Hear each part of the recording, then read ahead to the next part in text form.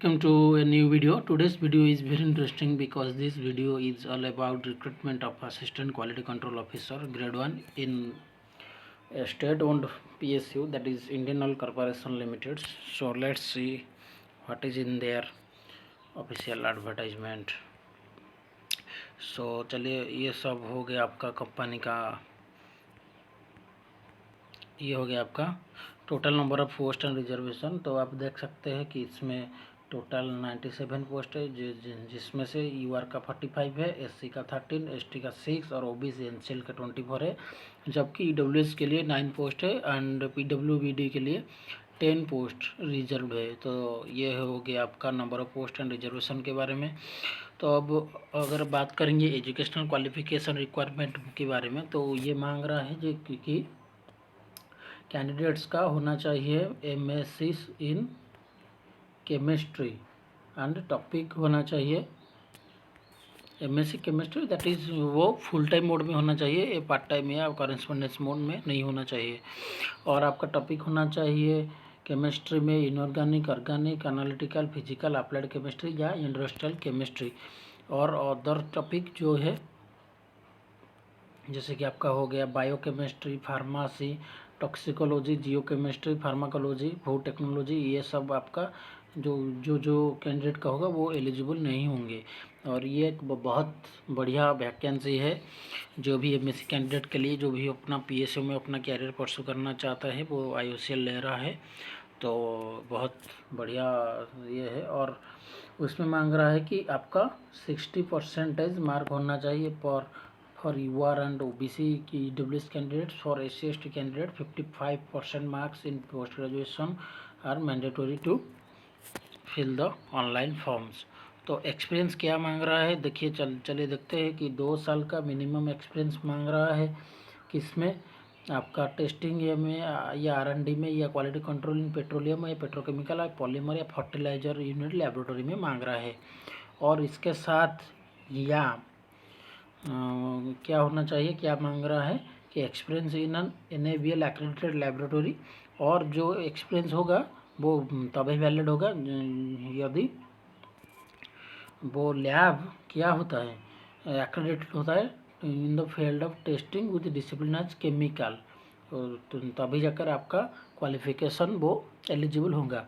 और वो the lab क्या होना चाहिए, लुब्रिकेंट्स या पेट्रोलियम प्रोडक्ट्स के अंडर में होना चाहिए। और डिसिप्लिन लाइक जैसे हो गया आपका mechanical, electrical, electronics, biological, radiological, NDT, वो कंसिडर नहीं किया जाएगा। और experience gained after the date of declaration of result of qualifying degree will not only be considered towards counting experience. Any experience granted after BSc or short term training will not be considered towards relevant experience. इसमें क्या बोल रहा है कि आपका जो MSc का जो date of declaration of result उसके बाद जो भी आपका क्वालिफिकेशन होगा वो ही काउंट होगा, या बीएससी के बाद में जो भी आपका शॉर्ट टर्म ट्रेनिंग या समर इंटर्नशिप हो गया, आपका अप्रेंटिसशिप हो गया या एमएससी के दौरान वो काउंट नहीं होगा। ये सिर्फ ही पोस्ट क्वालिफिकेशन एक्सपीरियंस देख रहा है। और टीचिंग एंड रिसर्च एक्सपीरियंस वो काउंट नहीं हो सकता है आपका रिलेवेंट एक्सपीरियंस की तरह। और उसमें ये आपका जॉब डिस्क्रिप्शन कुछ दिया है कि आपको उस जॉब में क्या क्या करना पड़ सकता है, ये इंडिकेटिव है, इसको आप पढ़ सकते हैं। तो उसके बाद चलिए एज लिमिट देख सकते हैं। एज लिमिट इसमें maximum 30 years for general and EWS candidates के लिए मांग रहा है। इसमें 28 ईयर्स मांगता है और इसमें 2 ईयर्स एक्स्ट्रा दिया है क्योंकि वो पोस्ट क्वालिफिकेशन एक्सपीरियंस 2 साल का मांग रहा है। और वो भी सही नॉन क्रिमिनल लेयर के लिए दे रहा है 40% या मोर रेस्पेक्टिव कैटेगरी में। तो ओबीसी नॉन क्रिमिनल लेयर को 3 साल का रिलैक्सेशन है, वही एससी एसटी वालों के लिए 5, पीडब्ल्यूबीडी के लिए 10 और एक सर्विसमैन और कमीशन ऑफिसर के लिए 5 साल का एक्सपीरियंस दिया हुआ है। और उसके बाद चलिए इम्पोर्टेंट इंस्ट्रक्शन, ये इम्पोर्टेंट चीज़ क्या है इसमें देखेंगे regarding cut off date, eligibility criteria क्या ले रहा है। तो eligibility criteria cut off date ले रहा है आपका 28 February 2025 जिस डेट को ये एडवर्टाइजमेंट पब्लिकेशन हुआ था। और सिलेक्शन प्रोसेस क्या है? सिलेक्शन प्रोसेस आपका है computer based test, that is your CBT, उसके बाद followed by the group discussion और ग्रुप टास्क, और उसके बाद पर्सनल इंटरव्यू या PA। तो कंप्यूटर बेस्ड टेस्ट क्या होगा? कंप्यूटर टेस्ट बेस्ड आपका 135 क्वेश्चन होगा, जिसमें कि सभी क्वेश्चन का वैल्यू एक मार्क का रहता है, और उसमें टाइम देगा आपका 120 मिनट। और इसके लिए जो CBT होगा उसमें नॉर्मलाइजेशन का मेथड अप्लाई होगा। और ये काफ़ी कुछ इंस्ट्रक्शन है। और उसके बाद चलिए देख सकते हैं कि मिनिमम क्वालिफाइंग में क्या मार्क क्या होगा। तो कंप्यूटर बेस्ड टेस्ट के लिए आपको 100 से 40 लाना पड़ेगा, उससे वही SC/ST PW के लिए 35, और GD पर्सनल इंटरव्यू के लिए 40%, और SC/ST वालों के लिए भी सेम रहता है 40%।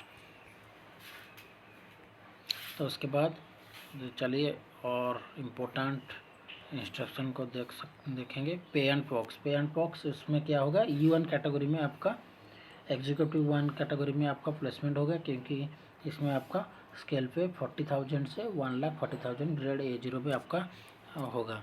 और उसके बाद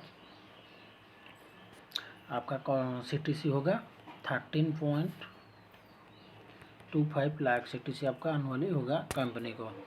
और सर्विस लायबिलिटी आपको बॉन्ड पेपर साइन करना पड़ेगा, उसमें बॉन्ड का वैल्यू 2 लाख होगा फॉर जनरल और EWS candidate, and 35,000 for SC and ST candidates.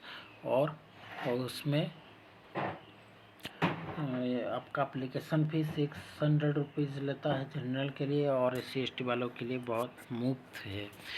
तो ये सब हो गया आपका इम्पोर्टेंट इंस्ट्रक्शन। और उसका टेंटेटिव डेट चलिए देखते हैं क्या। और उसका अप्लाई करेंगे कैसे ना, IOCL के ऑफिशियल वेबसाइट में जाके व्हाट्स न्यू पे आपको लॉगिन करके रजिस्टर करके लॉगिन करना पड़ेगा। लॉगिन करने के बाद आप उसको अप्लाई कर सकते हैं।